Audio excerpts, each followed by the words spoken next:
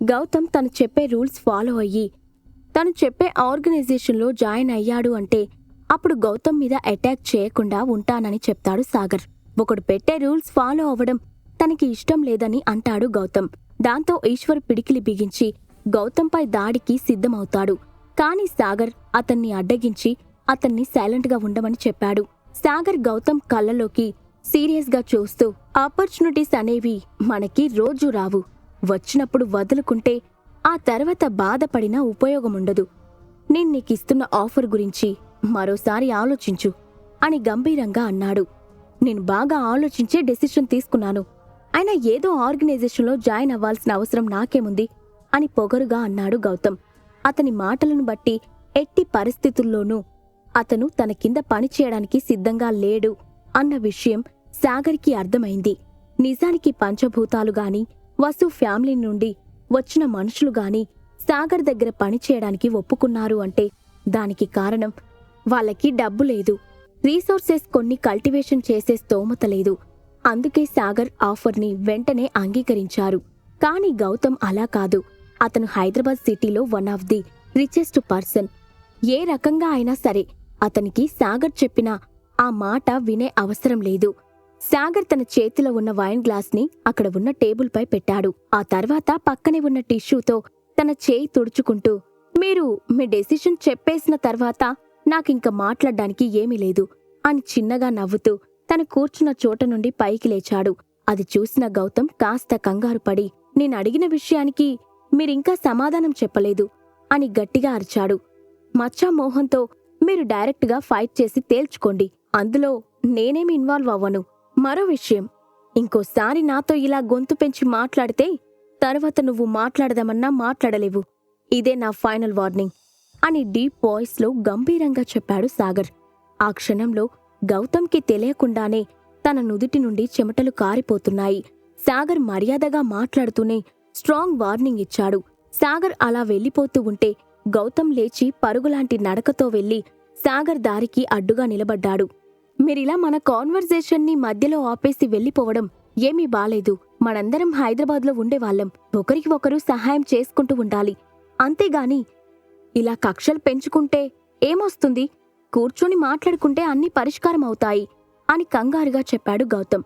అతని మాటలు విన్న సాగర్ చిన్నగా తల ఊపుతూ, నేను మీకు ఆల్రెడీ ఒక ఆఫర్ ఇచ్చాను, కానీ మీరు దాన్ని రిజెక్ట్ చేశారు అంటూ గౌతమ్ వైపు జాలిగా చూశాడు. హో, నేను చెప్పిన దానికి ఒప్పుకోకుండా మీరీరోజు ఇక్కడ్నుంచి సేఫ్గా బయటపడగలను అనుకుంటున్నారా? ఈరోజు నేను కేవలం ఈ ఫ్లోర్ మాత్రమే బుక్ చేయలేదు, మొత్తం హోటల్ని బుక్ చేశాను. ఇక్కడ ప్రతి ఫ్లోర్లో నా మనుషులు ఉన్నారు. నేను చెప్పకుండా మీరు ఈ రూమ్ నుండి బయట అడుగు పెట్టారు అంటే కిందకు వెళ్లేసరికి మీ కాళ్ళు చేతులు ఉండవు అంటూ గౌతమ్ అక్కడే ఉన్న సోఫాపై కూర్చొని సాగర్ వైపు చూసి వంకరగా నవ్వాడు. ఆ రోజు రాత్రి రిజల్ట్ ఇలానే ఉంటుందని సాగర్ ముందుగానే ఊహించాడు. గౌతమ్తో తాడో పేడో తేల్చుకోవాలి తప్ప అతనితో కూర్చొని మాట్లాడ్డం వేస్ట్ అని అనుకున్నాడు. సాగర్ని తన మాటలతో బెదిరిస్తున్నప్పటికీ గౌతమ్కి మాత్రం అతనిపై అటాక్ చేసే ఉద్దేశం లేదు, ధైర్యం కానీ లేదు. ఎలా అయినా సరే సాగర్ తన మాటలకు కన్విన్స్ అవ్వాలని మనసులో అనుకుంటూ ఉన్నాడు. చాలాసేపటి వరకు ఆ రూమ్ నిశ్శబ్దంగానే ఉంది. సాగర్ ఏం మాట్లాడకుండా సైలెంట్గా ఉంటే గౌతమ్ గుండెల్లో రైళ్లు పరిగెడుతున్నాయి. చివరికి ఆ సైలెన్స్ను బ్రేక్ చేస్తూ, మీకు నచ్చినట్టే చేయండి, మీ మనుషుల సత్తా ఏంటో నేను కూడా చూస్తాను అని చిన్నగా నవ్వుతూ అన్నాడు సాగర్. ఆ మరుక్షణమే కోపం నిండిన కళ్ళతో గౌతమ్ని చంపేద్దామని అడుగులు ముందుకు వేశారు ఈశ్వర్, కార్తీక్లు. కళ్ళు మూసి తెరిచేలోగా వాళ్ళిద్దరూ గౌతమ్ని అంతం చేయగలరు. బయట ఉన్న తన మనుషులతో డీల్ చేయడం కూడా వాళ్ళకి పెద్ద కష్టం కాదు. వాళ్ళిద్దర్నీ అలా చూసిన వెంటనే గౌతమ్ వెంట్రుకలు నిక్కబొడుచుకున్నాయి. అతను భయంతో గుటకలు వేస్తూ, మీకు నిజంగా కొంచెం కూడా భయం లేదా అని సీరియస్గా చూస్తూ అన్నాడు. ఆ రోజు రాత్రి ఏ పరిస్థితి అయితే రాకూడదు అని గౌతమ్ ముందు నుంచి అనుకుంటూ ఉన్నాడో ఇప్పుడు తానే అదే పరిస్థితుల్లో పీకల్లోతూ కూరుకుపోయి ఉన్నాడు. ఏం చేస్తే అక్కడ సిచ్యువేషన్ ఇంకా దారుణంగా కాకుండా బాగుపడుతుందో కూడా గౌతమ్కి అర్థం కావడం లేదు. భయమనే మాటలు నా డిక్షనరీ నుంచి ఎప్పుడో తుడిచేశాను. అయినా నీలాంటి హైదరాబాద్ ఒకటే నా టార్గెట్ కాదు. నీతో మాట్లాడి టైం వేస్ట్ చేయడం కూడా నాకిష్టం లేదు. నన్నెదిరించే ధైర్యం ఉంటే నేరుగారా, ఫైట్ చేసుకుందాం అని పిడికిలి బిగించి అన్నాడు సాగర్. గౌతమ్ డీప్ బ్రీత్ తీసుకొని, సారీ సాగర్ గారు, మీరు నాకు వేరే ఆప్షన్ ఇవ్వలేదు అంటూ తన నడుం దగ్గర దాచి ఉంచిన గన్ బయటకు తీసి సాగర్ వైపు గురిపెట్టాడు. ఆ మరుక్షణమే బుల్లెట్ పేలిన సౌండ్ ఆ హోటల్ అంతా వినిపించింది. గౌతమ్ మనుషులు వెంటనే రియాక్ట్ అయి ఆ రూంలోకి పరుగులు పెట్టారు. సోఫా పక్కనే రక్తం మడుగులో తలకిందులుగా పడి ఉన్నాడు గౌతమ్. అతని పక్కనే చేతిలో కత్తితో ఆవేశంగా ఊపిరి ఎగబీలుస్తూ నుంచున్నాడు ఈశ్వర్. అప్పుడు కార్తీక్ సాగర్కి ప్రొటెక్షన్ ఇస్తూ ఉంటే తన చేతిలో ఉన్న చిన్న బుల్లెట్ను చూసి నవ్వుకుంటూ దాన్ని జేబులో వేసుకున్నాడు సాగర్. అక్కడికి హడావుడిగా వచ్చిన గౌతమ్ మనుషులు అతని పల్స్ పట్టుకొని చూసి అతను చనిపోయాడని కన్ఫర్మ్ చేసుకున్నారు. మరోవైపు అర్ధరాత్రి కావస్తున్నా ఖమ్మంలో కృష్ణకుమార్ ఇంటి స్టడీ రూంలో మాత్రం లైట్స్ బ్రైట్గా వెలుగుతూ ఉన్నాయి. తన ఎదురుగా ఉన్న కొన్ని బుక్స్ని కృష్ణకుమార్ చదువుతూ ఉన్నాడు. గత కొన్ని రోజులుగా అతను ఖమ్మంలో ఎలాంటి హడావుడి చేయలేదు. అసలక్కడ ఉన్నాడా లేడా అన్నట్టుగా ప్రవర్తించాడు. ప్రస్తుతం అతని సన్నిహితులు ఎవరైనా తన మొహం చూశారు అంటే అతని శరీరంలో వచ్చిన మార్పులను ఇట్టే కనిపెట్టేస్తారు. కొన్ని రోజుల వ్యవధిలోనే అతని వయసు 10 సంవత్సరాలు పెరిగిపోయినట్టు మొహం మీద ముడతలు వచ్చాయి. జుట్టు తెల్లబడిపోయింది. నేల బీటలు వారినట్టు అతని చర్మం పగిలిపోయి ఉంది. నందకిషోర్, జయదేవ్ బిల్లా, మీ ఇద్దరినీ నేను చాలా తక్కువ అంచనా వేశాను అని తలమీద చేయి వేసుకుని వేళ్లతో రుద్దుతూ అన్నాడు కృష్ణకుమార్. కిషోర్ ఫ్యామిలీ, బిల్లా ఫ్యామిలీ చేతులు కలపడంతో కృష్ణకుమార్ తను అనుకుంది చేయలేకపోతున్నాడు. ఎటు వెళ్లినా అతనికి అవరోధాలే ఎదురవుతున్నాయి. వాళ్ళ ఫ్యామిలీలో తమకు కావలసిన రీసోర్సెస్ అన్నీ అయిపోయాయి. అతను డబ్బు కూడా కోల్పోయాడు. ఇప్పుడు నేనేం చేయాలి? ఇక నా పరిస్థితి మళ్ళీ మునుపటిలాగా అయిపోతుందా? నేను ఆ హైవే మీద కూర్చొని భిక్ష ఎత్తుకోవాలా అని గట్టిగా కళ్ళు మూసుకొని పక్కనే ఉన్న టేబుల్పై బలంగా కొట్టాడు కృష్ణకుమార్. ఆ దెబ్బకి టేబుల్ 2 ముక్కలైంది. కృష్ణకుమార్ చేతికి కూడా గాయమై చిన్నగా రక్తం కారింది.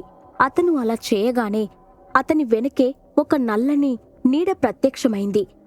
నీ ఆవేశాన్ని అదుపు చేసుకో కృష్ణా. దీనంతటికీ కారణం హైదరాబాద్ నుంచి వచ్చిన ఆ సాగర్. మనం అతన్ని చంపేస్తే నీకు వ్యతిరేకంగా ఎంతమంది చేతులు కలిపినా సరే నిన్ను మాత్రం ఏమీ చేయలేరు అని నవ్వుతూ చెప్పాడు కృష్ణకుమార్ వెనకాల ఉన్న ఒక వ్యక్తి. ఆ రోజు కోసం ఎదురు చూసి చూసి నాకు ఓపిక నశించిపోయింది. అందరూ సాగర్ని చంపుతామని చెప్పేవాళ్లే తప్ప కనీసం అతనిపై దాడి చేసిన వాళ్ళు కూడా లేరు అని చిరాగ్గా అన్నాడు కృష్ణకుమార్. మన వాళ్ళు ఈపాటికే హైదరాబాద్ సిటీకి చేరుకొని ఉంటారు. వాళ్ళు సాగర్ని చంపేసిన తర్వాత వెంటనే ఆ గుడ్ న్యూస్తో నేను నీ ముందు ఉంటాను అని ప్రశాంతంగా చెప్పాడు ఆ వ్యక్తి. ఆ రోజు రాత్రి వేగంగా గడిచిపోయింది. హైదరాబాదు ప్రజలందరూ నిద్ర లేచేసరికి షాకింగ్ అండ్ బ్రేకింగ్ న్యూస్ వాళ్ళ కళ్ల ముందు ఉంది. అరిటాకు హోటల్లో ముందు రోజు రాత్రి గన్ శబ్దాలు వినిపించాయి. 100 మందికి పైగా మనుషులు ఆ హోటల్లో ప్రాణాలు కోల్పోయారు. మరో 200 మంది చేతులు కాళ్ళు విరిగిపోవడంతో బాధతో ఆర్తనాదాలు పెడుతున్నారు. చనిపోయిన వారి మృతదేహాలు హోటల్లో చెల్లాచెదురుగా పడి ఉండడంతో అందులోకి ఎవరూ వెళ్లకూడదని దాన్ని కంప్లీట్గా సీజ్ చేశారు పోలీసులు. మచ్చా మోహన్ మనుషులు నిన్న నైటు అకస్మాత్తుగా గౌతంపై దాడి చేసి అతనిని చంపేశారట. ఇప్పటికే అతనికి సంబంధించిన ఆస్తులన్నీ కూడా స్వాధీనం చేసుకున్నారంట అని హైదరాబాద్లో ఉన్న సామాన్య ప్రజలందరూ చెవులు కొరుక్కోవడం మొదలుపెట్టారు. సాగర్ బ్రో, నువ్వు సామాన్యుడివి కాదని నేను ముందు నుంచే ఎక్స్పెక్ట్ చేశాను. మా దగ్గర నువ్వు ఇంకా ఏ సీక్రెట్స్ దాచిపెట్టావో చెప్పు అని సోఫాలో రిలాక్స్డ్గా కూర్చొని గట్టిగా నవ్వుతూ అన్నాడు భోలా. ఇది ఒక చిన్న మ్యాటర్ అని నవ్వుతూ అన్నాడు సాగర్. గౌతమ్ చనిపోయాడు అని తెలిసిన తర్వాత హైదరాబాద్లో ఉన్న సాగర్ గెస్ట్ హౌస్కి 2 మనుషులతో కలిసి వచ్చాడు భోలా. అతను మెరైన్ ఐలాండ్ నుంచి బయలుదేరినప్పుడే సాగర్కి కాల్ చేసి విషయం చెప్పడంతో అతని రాక సాగర్కి సర్ప్రైజింగ్గా అనిపించలేదు. నేను ఈ సిటీకి వచ్చి 2 రోజులైంది. ఇప్పటికీ నీ దర్శనం దొరికింది. ఇక మురారి ఎప్పుడు నా కంట పడతాడో చూడాలి. ఎంత ట్రై చేసినా తను ఎక్కడ ఉన్నాడో తెలుసుకోలేకపోయాను అని నవ్వుతూనే చెప్పాడు భోలా. అతని మాటలు వినగానే సాగర్ మొహమాటంగా నవ్వాడు. ప్రస్తుతం మురారి తన ఫ్యామిలీతో పాటు విజయనగరంలో ఉన్న విశ్వ ఆర్గనైజేషన్లో ఉన్నాడు. ఒకవేళ భోలా అతని గురించి తెలుసుకోవడానికి ఇన్వెస్టిగేషన్ స్టార్ట్ చేశాడు అంటే మొత్తం డీటెయిల్స్ని రాబట్టడానికి అతనికి పెద్ద సమయం పట్టదు. మురారి ప్రస్తుతం రెస్ట్ తీసుకుంటూ ఉన్నాడు. రీసెంట్గా అతనిపై జరిగిన అటాక్లో తను బాగా గాయపడ్డాడు. అందుకే అతన్ని విశ్వ ఆర్గనైజేషన్కి పంపించాను అని చిన్నగా చెప్పాడు సాగర్. ఈ విషయాలు నాకు తెలీదు అనుకుంటున్నావా? అగ్నిహోత్రి ఫ్యామిలీనే మురారిపై దాడి చేసింది. నువ్వు కూడా ఆ ఫ్యామిలీకి చెందినవాడివే. కాని వాళ్ల నుండి నీకు కూడా ప్రమాదం పొంచి ఉంది. కాని మీరిద్దరూ ఏం కంగారు పడకండి. ఈ భోలా బ్రో ఉన్నంత వరకు మీకు ఏ కష్టం రాకుండా చూసుకునే బాధ్యత నాది అని నమ్మకంగా చెప్పాడు భోలా. ఆ మాటలు విన్న సాగర్ కనుబొమ్మలు అనుమానంతో ముడిపడ్డాయి. భోలా ఏ విషయం గురించి తెలుసు అంటున్నాడో సాగర్కి అర్థం కాలేదు. మరోవైపు అగ్నిహోత్రి మ్యాన్షన్లో ఫ్యామిలీ మెంబర్స్ అందరూ చేతులు జోడించి తలలు కిందికి దించుకొని ఉన్నారు. అక్కడ నలుపు రంగు నీళ్లతో నిండిన రాగి పాత్ర ముందు నుంచొని ఉన్నాడు వైభవ్. ఆ నీళ్లపై ఏర్పడుతున్న ఊదా రంగు మెరుపులను చూస్తూ అతను చాలా ఎగ్జైటెడ్గా ఫీల్ అయ్యాడు. అగ్నిహోత్రి ఫ్యామిలీ మెంబర్స్ అందరూ కూడా సీక్రెట్ మిరియడ్ ఇమేజ్ సెక్టార్తో చేతులు కలిపారు. కానీ ఆ ఫ్యామిలీ మెంబర్స్ మిరియడ్ ఇమేజ్ సెక్టార్లో భాగమని అఫీషియల్గా ఎటువంటి కన్ఫర్మేషన్ రాలేదు. కానీ ఆ రోజు అకస్మాత్తుగా ఆ సెక్టార్కి సంబంధించిన ఇద్దరు వ్యక్తులు అగ్నిహోత్ర విల్లాకి చేరుకున్నారు. వాళ్ళ శరీరాల నుండి విపరీతమైన ఎనర్జీ విడుదలవుతూ ఉంది. వాళ్ళిద్దరి కళ్ళు ఊదా రంగులో మెరిసిపోతున్నాయి. వైభవ్, నువ్వు చేస్తుంది తప్పని నీకనిపించడం లేదా అని సెక్టార్ నుండి వచ్చిన ఒక వ్యక్తి అడిగాడు. లేదు, వెంటనే నన్ను మీ సెక్టార్లో అఫీషియల్గా జాయిన్ చేసుకోండి అని వణుకుతున్న గొంతుతో ఎగ్జైటెడ్గా చెప్పాడు వైభవ్. అతను తన కల్టివేషన్ లెవెల్ పెంచుకోవడానికి తాపత్రయపడుతున్నాడు. దానికోసం తన ఫ్యామిలీ మెంబర్స్ని బలి చేయడానికి కూడా అతను వెనుకాడట్లేదు. వైభవ్ మాటలు విన్న తర్వాత మళ్ళీ ఆ వ్యక్తి ప్రశాంతమైన కళ్ళతో వైభవ్ను చూస్తూ, నువ్వు చేసిన తప్పేంటో నీకు తెలుసా అని డీప్ వాయిస్తో అడిగాడు. నాకు తెలీదు, ముందు నన్ను మీతో జాయిన్ చేసుకోండి అని కంగారుగా చెప్పాడు వైభవ్. ఏ విషయమైనా సరే త్వరపడి మాట్లాడే స్వప్న మాత్రం తన ముందు నుంచున్న మిరియడ్ ఇమేజ్ సెక్టార్ వాళ్ళని చూసి సైలెంట్ అయిపోయింది. ఇంటికి ఎందుకు వచ్చారో కూడా కనుక్కోకుండా వైభవ్ సెక్టార్లో జాయిన్ చేసుకోమని వాళ్ళని అడుగుతూ ఉన్నాడు. అంతలో ఆ వ్యక్తి మళ్ళీ మాట్లాడుతూ, నీకు మురారి తెలుసా అని సూటిగా ప్రశ్నించాడు. మురారి పేరు వినగానే వైభవ్ గుండె వేగం బాగా తగ్గిపోయింది. అతని కాళ్ళు చేతులు చల్లబడ్డాయి. విశ్వ ఆర్గనైజేషన్ గురించి భోలాకి ముందుగానే ఇన్ఫర్మేషన్ వచ్చిందా? మిరియడ్ ఇమేజ్ సెక్టార్ వాళ్ళు అగ్నిహోత్రి ఇంటికి వెళ్లడానికి గల కారణం ఏంటి? ఈ ప్రశ్నలకు సమాధానాలు తెలుసుకోవాలంటే నెక్స్ట్ ఎపిసోడ్ వినాల్సిందే. క్రింద ఇచ్చిన లింక్ ని క్లిక్ చేసి పాకెట్ ఎఫ్ఎం యాప్ ని ఇన్స్టాల్ చేసుకోండి. Stay tune to pocket FM.